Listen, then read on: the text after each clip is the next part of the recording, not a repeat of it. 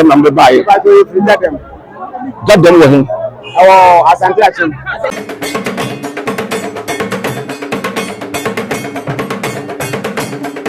Asante ma UK. Ukuma pimo a apem beba. Asante man aba asetra se de enim no se nananom transe wo dwendwena Asante mpuntuo ne nkanko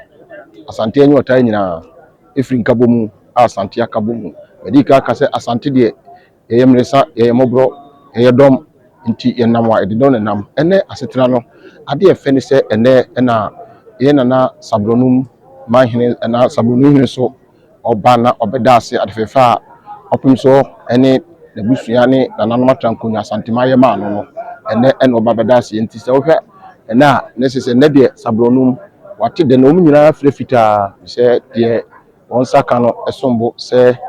oba na odi aseda ebre Asante mawura na fe okotoa na dwuma so se sabronu mu hene na okoboa ma Asante mpuntuo ekoso Asante ma UK sugu oboba sempremo ye wo hade ekoso bia no se de eka no nananom amanhe adusiensia no emu be se aduasenu na aduanan na wa ene amanhe no entimi amma dodo sa na eso empanisi etempo ano de na eti anyem yaba no ni aba se de akrante ne maye no yitwa bia ko ntika krewe be fa bia no ye ni nyina ebe mamo Said ye Asante man council no transe yinim no se enya sem ba akon de nananom etnase ensem no yahodo pi ene no ensem wa ha no bi ye denya asem ahema nsensem ewa ha ena fe Gyadam enso ensem ewa ha eka sabronu die no ho ani nyina no ye fa ne de ama yahwefo ene yetiefo ehu de ekoso wo menhia fikesiem oboba simpremu ni Asante ma UK ni ye to aso enhwa kom ema otimpo de aka nyina de kam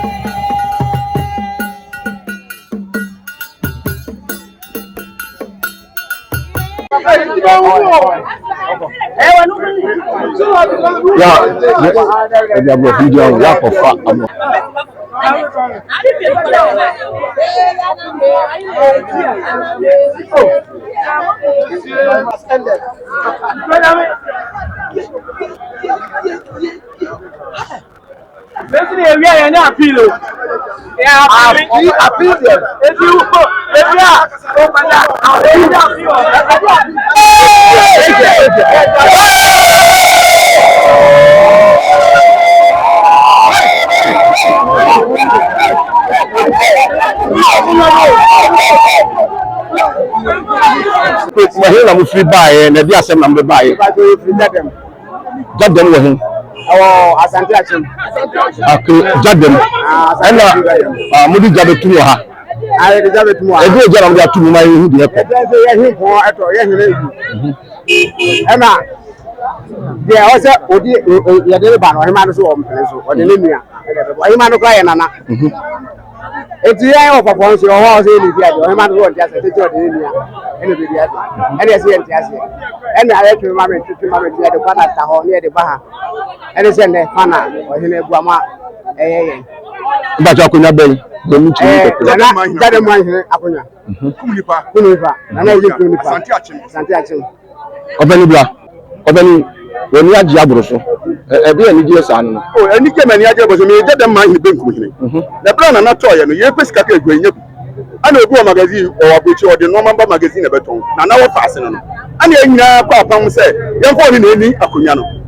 Abe ewie bibia na na hima ewie bibia ko fa nya ka bibia ni so bibia. Ah, ni nyane kwa wo se gwa ya so ko ta bi ye di 2000 asa na obe ye na se de nko for se gwa bia ana nkonya so po nya ti ahne si ahne for e free konfe e be sin kutu so nya bi ko fo nya se yempe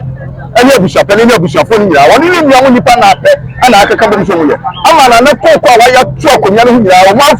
fa so mo no mo dia wo mu bi ni nya funa ko ana se kwa na ntari won planu na ana ye kwa na ntari won na ntari se fam na ye wa e di ka ba ye wa na ma me ne sa de kwa na ntari won ana ne se fe me ya ba ye wa gwa ma ye se dia obo kanu na fa nkosi akonya no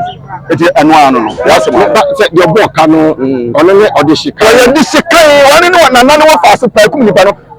na so ne sa de ko aboche amana na fa konya no hunti se da chi woni kwa da chi betima ya kamenti wo ba ya ko na ya himfi aye basa ne won na ya se so wo ye mo hima ya siri kwa so mane ye enam se ko fa ni nua ben na se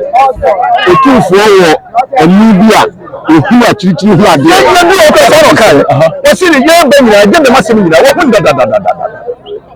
wahima ene mu kwa ba ko na mu kwa na ta mu fo me fe mra mo fa ni bo ka no on na mo fa na mra je mpa ni fo nyina se ye fa ni fa na mra eti sa na ti de na otufuo ayi ama waye den ama ma nya ni je e hu se je de mu mpu tuo ba ko so ama ma nya ni je kase pa ama je de ne bi na ta na chi ama je de mu mpu tuo ti nya ko so kase pa e bi so mo no wo yi na kuma ma ba ya himpe e be duro 2017 amunda ana ebe ni bati mo bi abaro o ma ho se je de masisa kwa ya himpe ni big ya be ni kama na de no bodan so ba be side do bodan e be ni mo ko ni ba ho ni se ni na mesi e mo mo ko bodan e bi bibia sisi ohima no mo ko e de na mo ne ko no he ani na kwa ye ba yo ti na mo ko no so nti ase obati ase sai o ye di se o na no wa hene no okay ana wo fansu di it is only one for buma na so nti ase e so so nti ase na wa wetu ho ade so okay aha ye mo de ye ni boga no ne periferi nya gucha penim nya ya kasanya bi ase obi ba twena san but ye ni nyina ba ya dwen ba ko ni amaje de mo puntu aye de Akosah yo mo pa ko ndia so na bagachi ko ko ko ani me ke to so ase ya dana se ye di twene ko kwa ne dana se ene na na no adana se pa se wa ya ma ye ni so eti bless mo ofenso ebeti yanka ebiru susu se etufuo se tutu odi ka no ono ana asa ene no kure pa yes ebi so kure kure ode no kure ti ye no kure da ene so what e hu so yo ya dia we no se se ka se mo na bi o ko bebe o si a yenda ma se nyame ho ene na mani so no ahima e ya buti ko ne mfa ni ko kwa ya gele mo ko hene ne mra mi ni ma so bi ama ebi so mo dia no ma tra se ma ka se ebi e tra o ba tu ma o ka ho bi ya tra se eto tu bo e bi e wele ya wako aya dai asaba okay yeah etufuo na nkase de akwa e fe no tu fe na nkase o kasa kasa preko okay we ni wako ba okay ɛne ɛne yɛ tum papa mo kuro no dire no ɛne mo honam sɛ Gyadam na de mo ko mo be jam to da ɛyɛ Asante atim Gyadam Gyadam so kum nipa awo to so yenu Gyadam ma hene me ba bi promo yɛ wa da ba jima ba kwasa bi yɛ people bi wa e fenti penya nkum so hona na nam te ba ba no ma ɛwɔ hɔ sɛ bebe na himfinity ba bia himfu pie firi yɛ abakɔsɛm te so pie firi bom ɛna ba yɛ ba ba hunu nyinaa wɔ ɛwɔ Gyadam yɛ fa ti penya nkum so okay ɛhɔ first we say wo kɔ akwa yama ne na di phone kɔ a wo bu ana phone nyinaa akate sɛ wo hye kawa tumi bi wo ma kawa ne ba wu akɔkora a wo hu kawa ne kɔ bi wow enti Gyadam okay bibi wo Gyadam mo ma do asem ba so yɛ ɔhene bɛyi ɛyɛ mama hene benkum hene ha me ko ba kɔ ɛfɛ Gyadam Konkoma me de na Akosah Brempong the first Gyadam Konkoma ɛhɔ hene ne me ye ko tari kan so bi benkum hene wow Gyadam Konkoma ɛna abosom twe Konkoma fo no na ye tuko hɔ na pani na obedi na ade na piefori no abefa no papa ko hɔ ebi pa fo ye ko chichi kro no ana ko chichi kro no e te de hon so to Konkoma sa na ke e fo Gyadam Konkoma ɛhɔ hene ne me okay me ye benkum hene okay ana da su kebiri mpani si de ọkọ atẹn de ọba atẹn de oja ọno ọni atẹn tudu yẹni bi na atwe nkọmọ afẹ Gyadam nkunyasẹm na abusuapẹm a ọda nananom ano ọno amu wɔ ha yɛbɛ mana bɔ yɛn nsɛm no nyinaa nsɛm bi wɔ ka na wuti a na yɛ mirika wura ɛba ne sɛ ne kɔ sɛ firi sɛ ebesi saa bere bɛ mu kyerɛ mu yo me da si bibre ye si ya ne sɛ ɛyɛ ɔman hia no Gyadam na ayim ku nipa otoso mienu okay mu abosom watwe etwa mu abosom nsia etwa mu na kyese mfie miɛnsa eti okay mu no ye yie no na si epo bi a osi nanan na ansa ne be yie no abusua no na bi ahotire mu kakra eti e ma de si brantie bi ɔhɔ a wɔyɛ niwa ba sɛ odi ade yie ade die fata no ɔte abrokyere ti Ghana enti obetumi adi ade no kama ono nso omame na nipa de owuye no direct awe de sekan enti o ska de yie no kanya onfa no nya yie no na owie yie no a abusua ni nyina ebi obofu edu bi wo Gyadam yake aduan bomi se ni o si aboa aye no ofa yie bibi ande akunwa ne de man afa de ko wie yie no wie ya ohima no se ni nua odi na chi mienu esan se wono na tumi ya ne bia nti odi ema no ena esi yeti ase ye yenya ne yetrase yenya no nya na kwaji sika no so wo eti bi wo there is wa ba bia bredi say wo say wodi nua na bi na ba no ntwa ano se de na ohema ye mo kwaji sika no mo ni pan trase se yewi akonya de ma ana asem kwaji obusu asem de ye ya wa anyi bisi yenya se ye kase ye sika no send se monye ya nkono sabisi ade anka ye ba ka tatu okay ka na so nsihu bi ani ho wa nka se me di ske mamo ma be twensi ho anase ediko bi o ma obisi ade se ko ba ka tatu didi oye ma mo na ayi mo fe na mo pe ka mo se na nyina na se wa ma so isi ho didi so wa ma so mpini a se abusu no e ma nan no obu nya gitu se yan fa ma no abusu apani si yan fa ma no ema no eden e fi onya ase yan fa ma no ese ye di ma mo nyira mo ko bankuru ye nya dia ko bankuru abusu ni nya ni dia bi ni nya okay enti no na ma mo de ba mo ba so be sise ye ba na na otu fo si yan fa ma de ye yi no ye bibia ti sisa ya busuapani na asem we free Gyadam Asante Akyem abedu Asante na fe na me aboa ma kwa ba mu a mo modi bimu wo mo adi fo no ye ohema no ene no nkofo eta na chi no e dia na be wo mu ye bua bi no mu nya atrase ya to nzu anom ye nya fo bibi anti entem ana kane pese ye nya se pe awo ba be to duane adi edi pa ba kuma o okay ya we ni o ni ba kuma na de na aye yan se maami ba ko oba wadi hima ene yesi ma no se na ba ko kura mrasi si da bi odi be ma onu ni odi na asa amabusua no miensa aka no de atia nze edufu pabem esisi abem nipa mi ense kwacha de na kwacha de ni a ase ba ko anya bi nana yebeda asipi na yebebusa wankasa wudini ene Gyadam baby e wopote Gyadam wo Asante Akyem fuase ofiri ho ana wokọ Gyadam okay nti wo try Gyadam so na wokọ banka ho ya Akyem okay nti ya da Akyem ene Asante ano obuja pelu di so e di ya mankwa wani ya mankwa yebeda asipi se Asante ma yike ni Konkoma amjafo de yakoso ewo Gyadam ena ene Gyadam obisa pani atwi ho enkomo no Asroya Hotel ultramodern hotel bi a oje ne ho ntre ha ewo atwemakofo dua wo Asante mantem mu ben ebuakwa hotel ye feyi na eho nso anika se ura dan bia mu a wo hiesie mu ewo ahonka kwanso hotel edumedi ahodo a wodie no esombo ne so ani wo VIP rooms or executive rooms ena fe wo standard rooms obambo de enyade a ehu biom ekira kwai wo atwemakofo dua sunya kwantempo a ebedu kumase de ball kesiesi ho a oniga we filling station ena edi hwanimu atwemakofo dua eho na Kilos Royal Hotel ewo obetumi afre ahomatrofo yi 0249 450 955 0549 382 485 Kilos Royal Hotel. Your home away from home.